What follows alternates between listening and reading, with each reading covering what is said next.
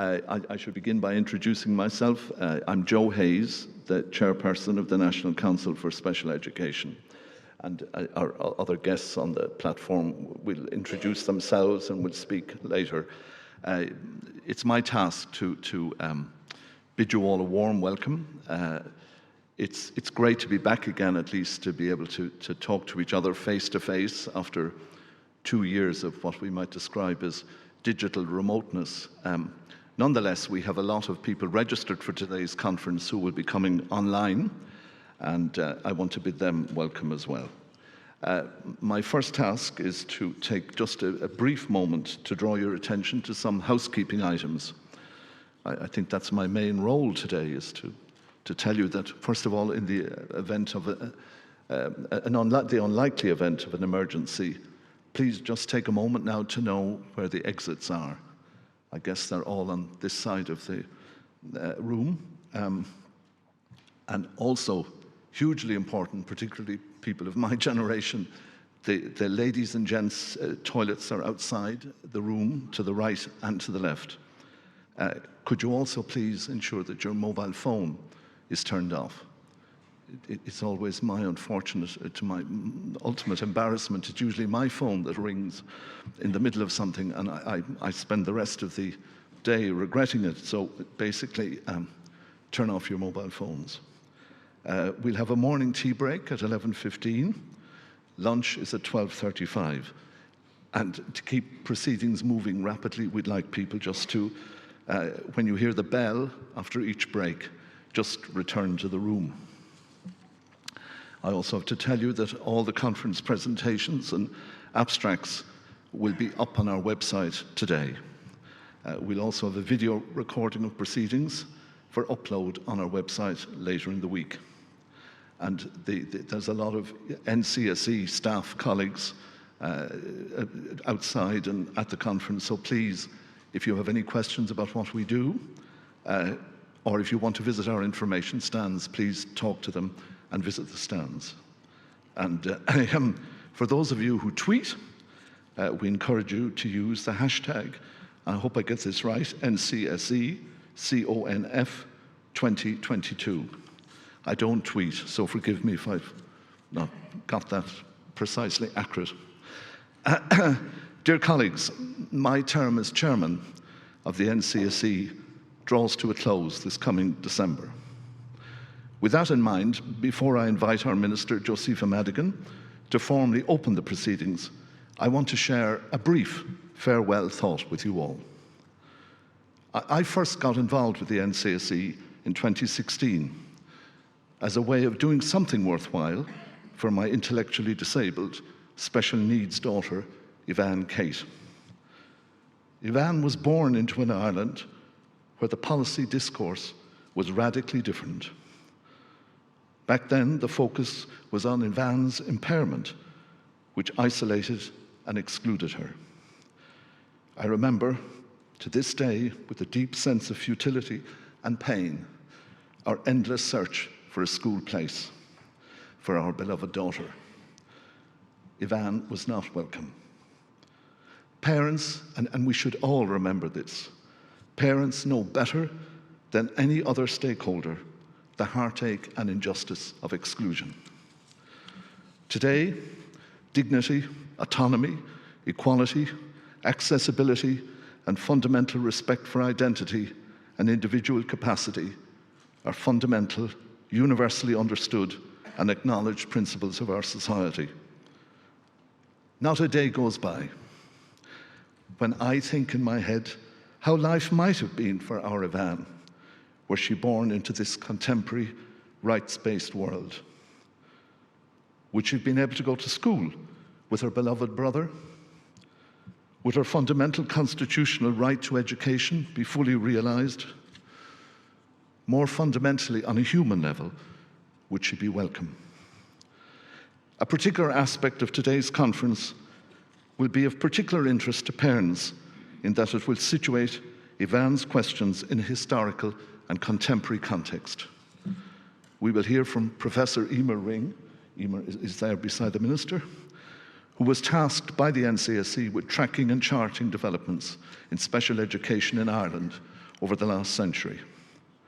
In asking Emer to undertake this project, we were of the view that it would be a useful, practical contribution marking Ireland's 100th anniversary as an independent state.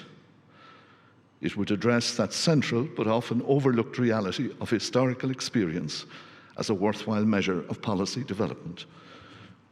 Emer's book won't be available until early 2023, but this morning she will share with you some insights into the development and growth of special education over several decades. I, for one, will be listening intently. The first of our sessions today follows a theme covered in the last 2 years of our conferences: COVID-19 and the impact of the pandemic on the learning and educational experiences of children. While we might live in a mostly post-pandemic world, the impact of it on our education system remains profound. For this reason, the NCSE commissioned research specifically to explore the impact on the education of students with special educational needs. Professor William Kinsella and Dr. Jennifer Simmons of UCD's School of Education will open this session by highlighting some of the initial findings from this study, which is still ongoing. We will then look beyond Ireland and get reflections from a European perspective from Dr. Margherita Bilgheri from the European Agency for Special Needs and Inclusive Education. Margherita will consider the practice and policy implications of post-pandemic education at a European level. After lunch, we will change our focus to look at the topic of transitions from two very different perspectives.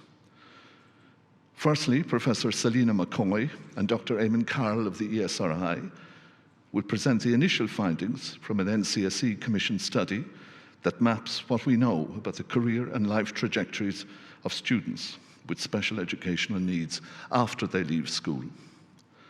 The final two presentations on transition are ones we could not have foreseen this time last year, a year which has brought such devastating and significant changes to the lives of those fleeing war and humanitarian crises.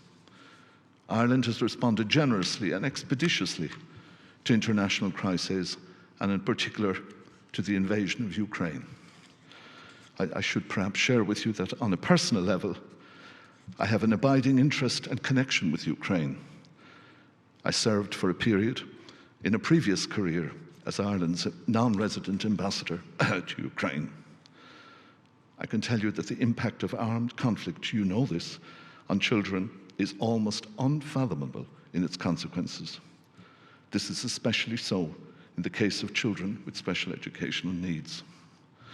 Tomás O'Rourke, the Assistant Secretary General at the Department of Education, will outline the Department of Education's overall strategy and vision for refugee and asylum seeker students, particularly those with SEN.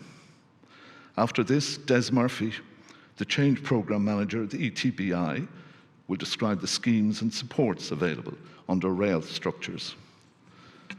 In this connection, I'd also want to acknowledge, even though he's not here yet, the presence at the conference of the Deputy Head of Mission from the Embassy of Ukraine, Mr. Dmitry Shedorin. In conclusion, dear colleagues, I want to remind you that these annual research conferences, a major milestone in our annual calendars, it depends on the hard work and commitment of many of my colleagues, not least our Head of Governance, Finance and Research, Jennifer Dorn, and her team.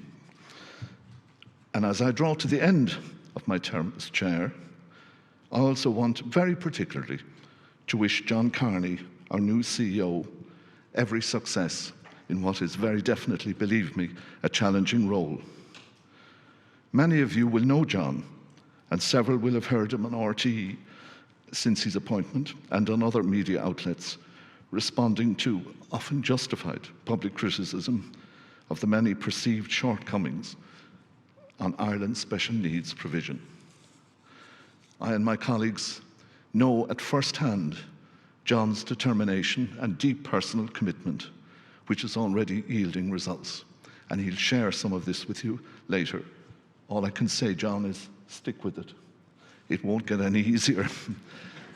Finally, colleagues, I want to bid a warm, sincere welcome to Josepha Madigan. This minister's appointment in 2020 as the first ever Minister of State with specific named responsibility for special education and inclusion was a milestone step in the path towards the creation of an inclusive society for all of Ireland's children. It could have passed as little more than a convenient, titular political label. It might, and indeed it was, I think at the time, dismissed as a piece of meaningless political juggling to deflect the attention from real commitment. I can say on the record that that was not so with this minister. I want to put it clearly on the record, as the outgoing chair of the council, that this minister worked hard to deliver on the promise of her appointment. The NCSE will face into the coming year with much needed additional resources, which will enable it to restructure and strengthen its operational layout, sharpen its focus, and significantly improve its service. Minister Josepha Madigan deserves acknowledgement and singular credit for that. She's a welcome guest. I'd ask her now to address you. Thank you.